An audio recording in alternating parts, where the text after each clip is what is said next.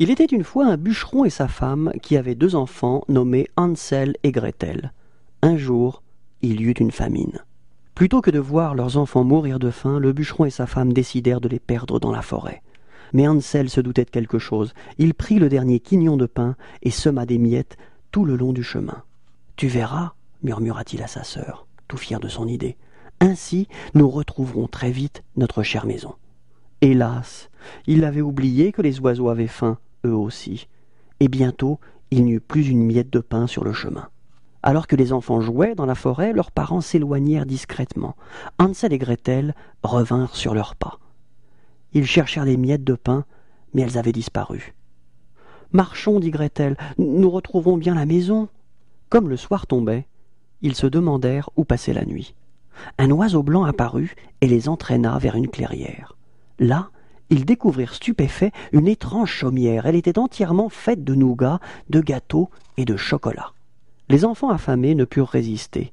Ils prirent un petit bout de gâteau. « Qui grignote ma chaumière ?» dit une voix. Une vieille femme était sortie de la maison. Hansel et Gretel voulurent s'enfuir. « Mais non, entrez donc !» dit la vieille. Les 2 enfants ravis découvrirent un délicieux goûter de fine pâtisserie. Enfin, ils pouvaient manger à leur faim. Ils goûtèrent à tout. S'empiffrèrent de bonbons, de merveilleuses boissons. Ensuite, la femme les emmena se coucher. Au matin, Hansel et Gretel comprirent la vérité.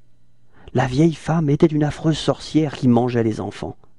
Dès qu'ils furent réveillés, elle enferma le garçon dans une cage de fer. « Quand tu seras bien gras, dit-elle, je te croquerai. » La méchante fit faire à Gretel les travaux les plus durs. Dès l'aube, la pauvrette allait chercher l'eau à la rivière.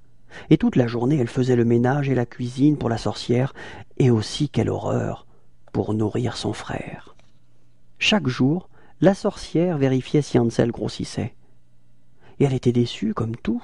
Hansel restait maigre comme un clou. Comme l'affreuse avait une mauvaise vue, Hansel lui jouait un bon tour. Au lieu de son doigt, il lui tendait un os de poulet. Au bout de quelque temps, la sorcière en eut assez. « Maigre ou pas, je vais te manger !» Et elle mit le four à chauffer. Impatiente, elle se pencha pour voir si le feu prenait. Gretel d'un coup la poussa, et voilà la méchante partie en fumée. Gretel libéra aussitôt Hansel. Le garçon serra sa sœur dans ses bras, et les 2 enfants dansèrent de joie. Un trésor était caché dans les murs de la chaumière, tout l'or que la sorcière avait volé aux voyageurs imprudents.